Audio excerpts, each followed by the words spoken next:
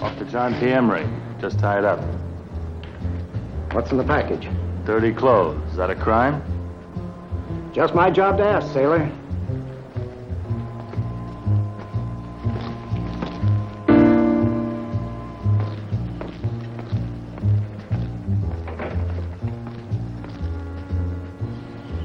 Mr. Grimm? Mr. Grimm's rabbits.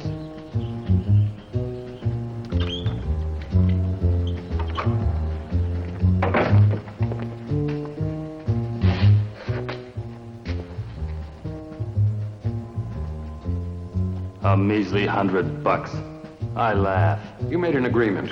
I know better now. Oh? Yeah. I know Mr. Grimm and his rabbits. Well, in that case, I'll have to give you what they're worth.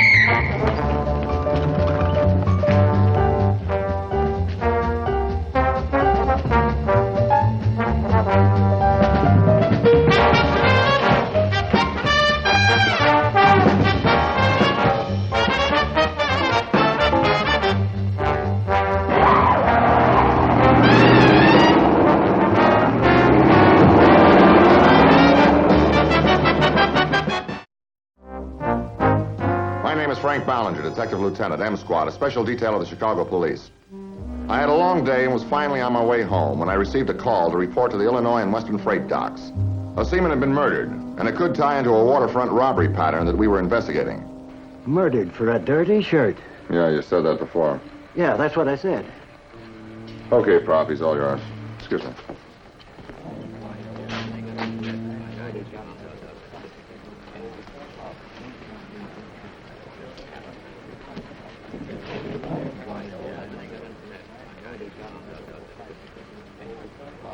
Prop, what'd you find? Oh, what is it? I don't know. It sort of looks like a piece of fur. Did you boys find any more of this around?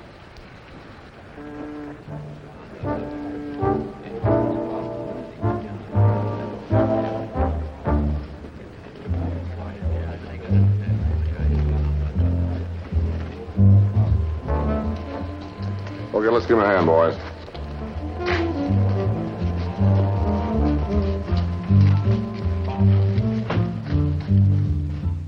Cause of death, lead poisoning, huh? Oh, the police want him held for identification. Nobody like that. It'll be a good week or two before anyone misses him. Yeah.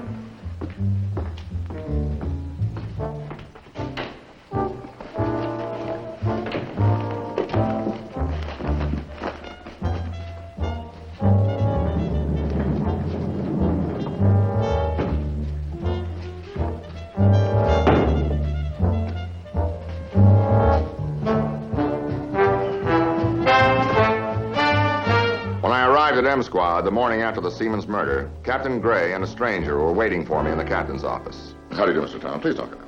How do you do, Lieutenant? You know, this is our first murder. Art's a very old friend of mine, and he wants us to help him out. Well, we'll certainly do everything we can. Thank you, Lieutenant. I told Captain Gray here everything I know. Good. Well, you're in good hands, Art. I'm sure of it. Traffic. How much do you know about this thing, Frank? Well, what is there to know yet? Well, Sam Ballinger, did you get a reckless driving complaint last night from a man named Town? Yeah, that's the one. Did you run a mech on it? Yeah. Yeah. I guess it's possible. Okay, thanks. Traffic thinks the Town must have gotten the license numbers mixed up in this excitement. Why? Because this license number belongs to R. Franklin Matson III, importer of the rare and precious. And when they questioned him this morning about his whereabouts last night, he got a little vague.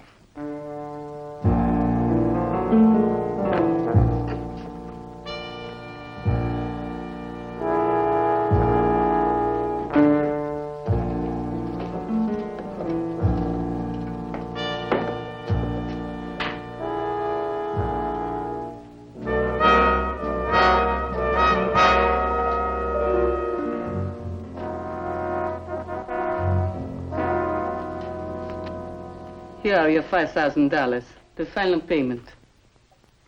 Won't you sit down, please? You have not got them? No, it isn't that. I am sure it is not. Someone has offered you more. You intend to betray me. No, I wouldn't do that. I pay you for them. All you have to do is to get them into the country. That is your business, after all. But they aren't here. You set your own price. You made your own bargain. Listen, all I ask is that you be patient for a while and trust me. I don't. You'll have to. Now calm yourself, my dear, or we'll both end up in prison.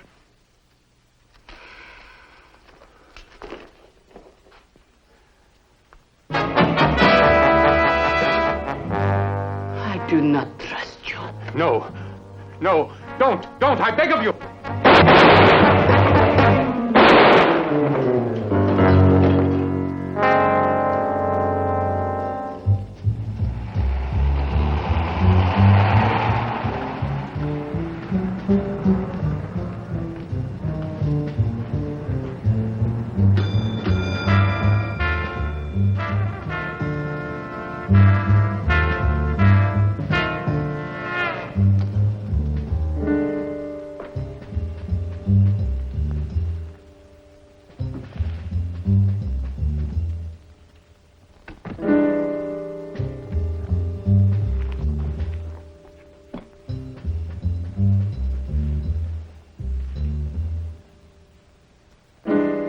Hello? Anybody home?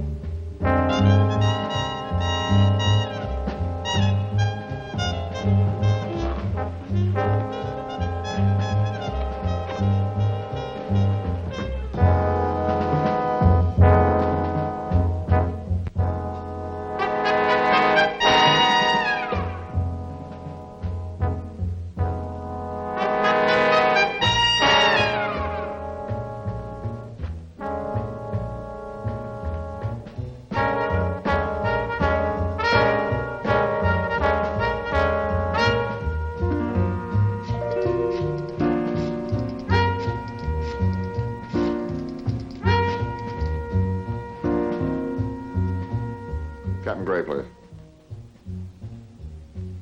Well, Captain, I'm in Matson's place right now. Yeah, he's lying right at my feet.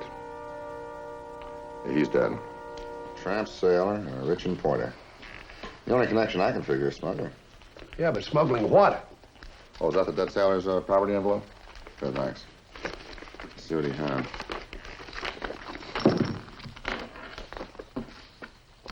Okay, one knife. $4.75 in cash. 2 sets of Mariner papers. Frank, you can buy those papers in any port, you know. What's that? I don't know. They don't know downstairs either. One piece of uncured fur, 8 by 15 centimeters, species unidentified. Maybe that's a lead. Look, why don't you ask Doc Gerard at the museum about this? You know him and he's trustworthy. That's a good idea. Okay.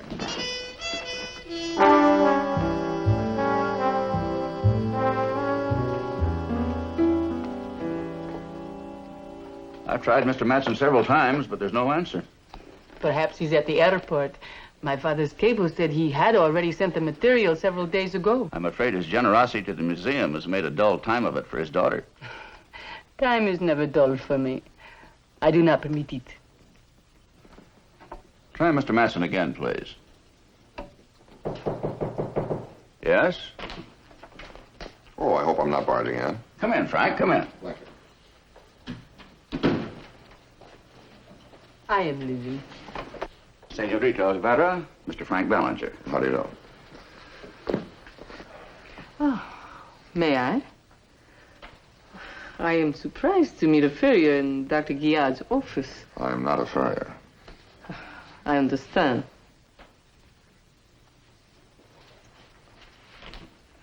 Not for you, my boy. Sit down, Frank. Thank you. If Peru had royalty, Pilar Olivera would be a princess of the blood. Actually, the reason I came here was to find out what this is. Oh. Fetal, probably. Taken before birth, that is. But when it comes to identifying it, I'm afraid that prehistoric pots and pans are more my line. Dr. Herdlicker could tell you in a minute. He's the faunal curator. Would you introduce me? Huh. He's off to Patagonia studying subantarctic marine life. That's a little far for me. Yeah, well, let's see. Who else is there? Oh, I'll tell you. He's right next door to you. Works for the county. John Hibbins. You mean Prof Hibbins? You know him? Not so well, I guess. I mean, Prof Hibbins really knows. Oh, I'm sure of it. 20 years ago, John Hibbins was a brilliant young scientist studying for his doctorate. He got a chance to go to the Arctic, field trip. He was newly married, very much in love, took his wife along. 2,000 miles from medical help. She died in childbirth. The little girl was born a cripple. He gave up everything to take care of her. I'm afraid a lot of people owe him an apology. It was a real loss to science. All right, I'll go talk to him. Thank you very much. Good luck. On your call to Mr. Matson, he still isn't in, but someone finally answered. He took your name, and I asked him to have Mr. Matson call. Thank you. R. Franklin Matson III? That's right. Senor Oliveira, Pilar's father, has been instrumental in helping us acquire some extraordinary Inca artifacts. They're being sent through Mr. Matson. It's a service he often renders to the museum. The man who answered the phone was a police officer. Police officer? Matson was murdered this morning. Murdered? Oh, no, who could... I must tell Pilar. Please don't. Don't mention it to anyone. Oh, of course not, of course not. I've known him for years.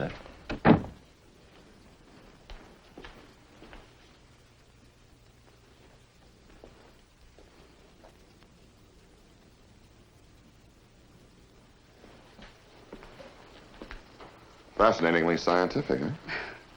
I was waiting for you, Mr. Ballinger. I hope you have time. Miss Oliver, no matter how devoted a man is to duty, he still has his constitutional rights.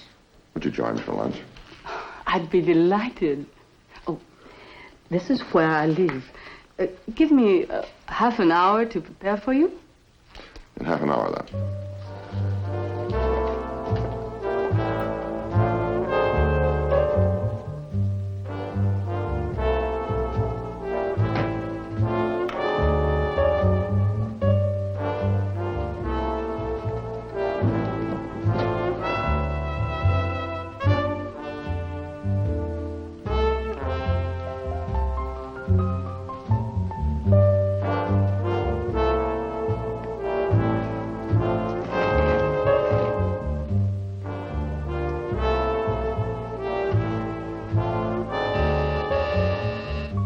The door is open to you, Frank.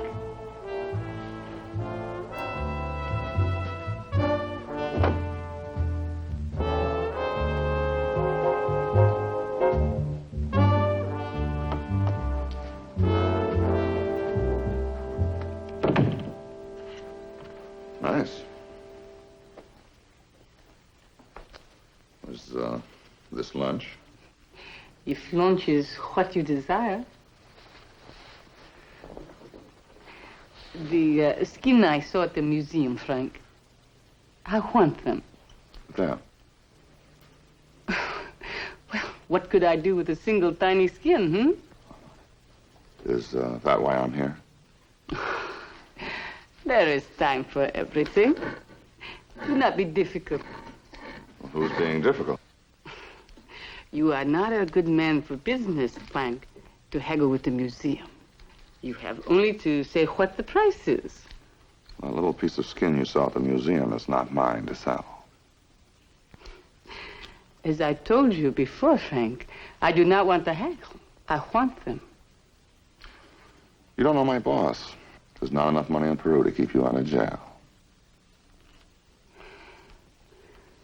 Are you threatening me? Me threaten you? Good day.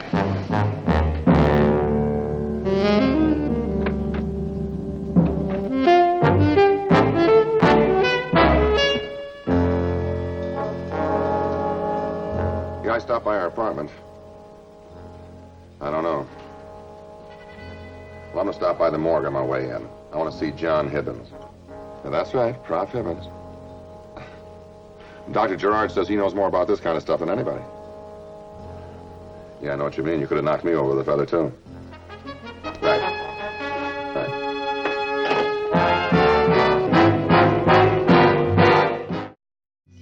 Hibbins.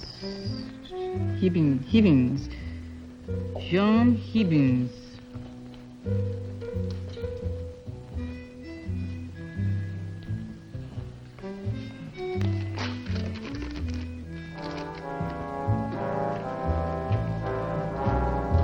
Daddy? I'm off to work, my dear. Goodbye. Why, the suitcase. Are you going someplace? Nope. You are. Johns Hopkins Hospital, Baltimore, Maryland. Oh, but how? How can we pay for it? We'll manage. I think our luck's taken a turn for the better. I can't believe it. There's a man named Matson. Matson, do I know him? No, I don't either. But I know his work. After I see him today, I'm going to bring this home full of $100 bills. Daddy, listen. You must... I'm going to carry you off to Baltimore, and I'm going to make you walk home again. Goodbye, honey.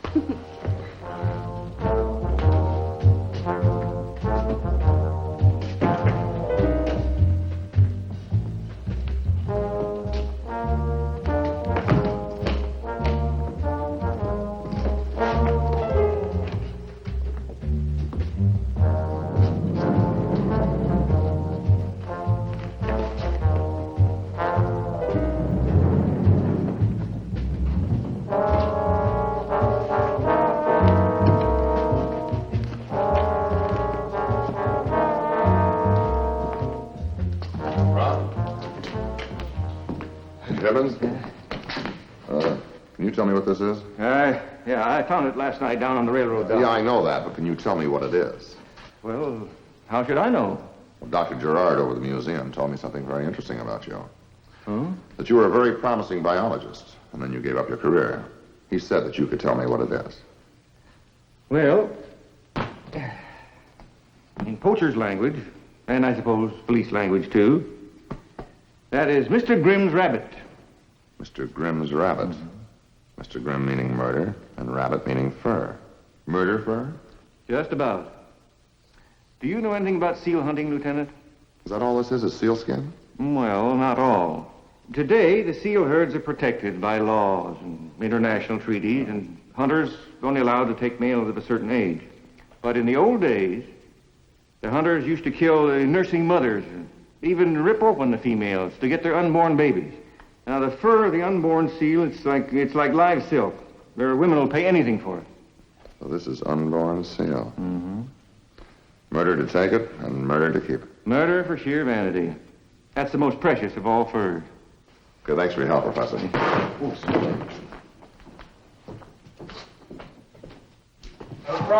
Yeah, I'm going out for a while. Take your break after this. There's another customer for you to bring in.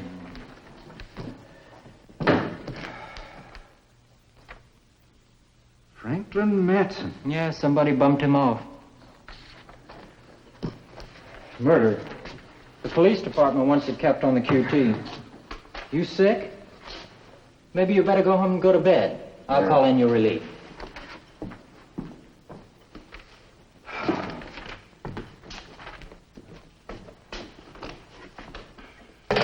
You know, according to the FBI, the prof is right. Importing these things is almost as bad as a load of heroin. Canadian authorities have been tipped off that a big haul has been taken out of the Hudson's Bay nurseries. They're watching all the seaports. Maybe I should have told them when we figured it was smuggling. Only if the market was in Chicago.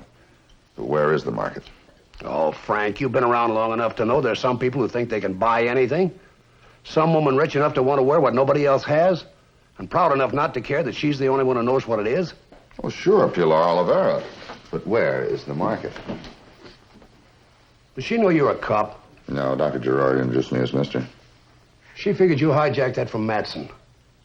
Matson was her agent. And if he couldn't deliver, maybe they got into a fight and she killed him. Could be. Bring her in.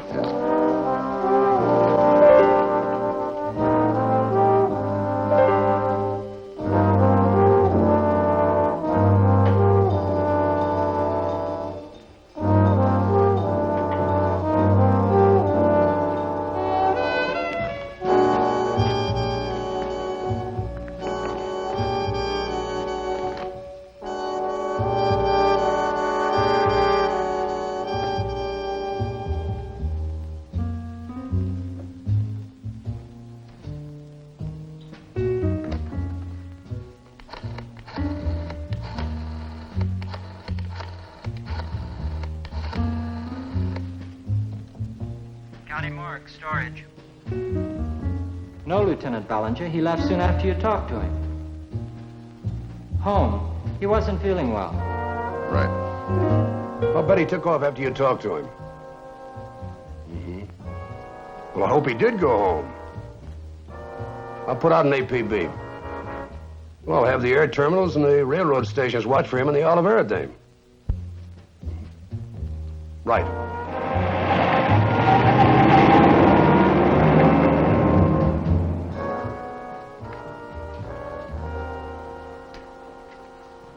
What are you going to do? What I should have done at the beginning. Take them to the police. Daddy, I know what you're going to say. no, you don't. I was going to say that you never would have gone through with it. I know you.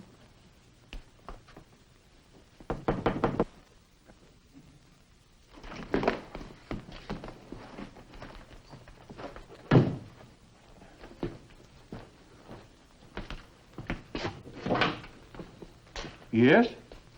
May I come in?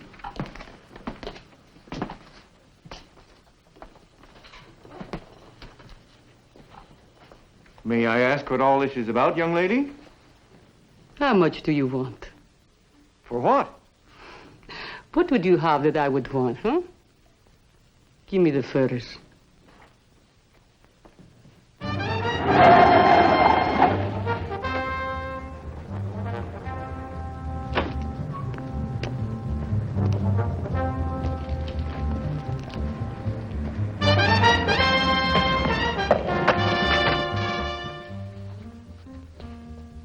No one will pay you as much as I.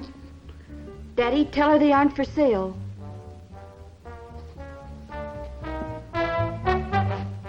Give me the fur. This is not joke. Oh, Daddy. I have no sense of humor. Perhaps this will help your memory, no? Phew! Yeah, me. Where are the furs? He was going to bring them back. I got the general idea. They're in here. Better get your hat and coat. You fools! Refusing my money. You better save it for an attorney. But all Pilar's money wasn't going to help her. It was an airtight case and she was booked for murder. We notified the federal authorities and they cracked down on the rest of the smuggling ring, ending a multi-million-dollar operation.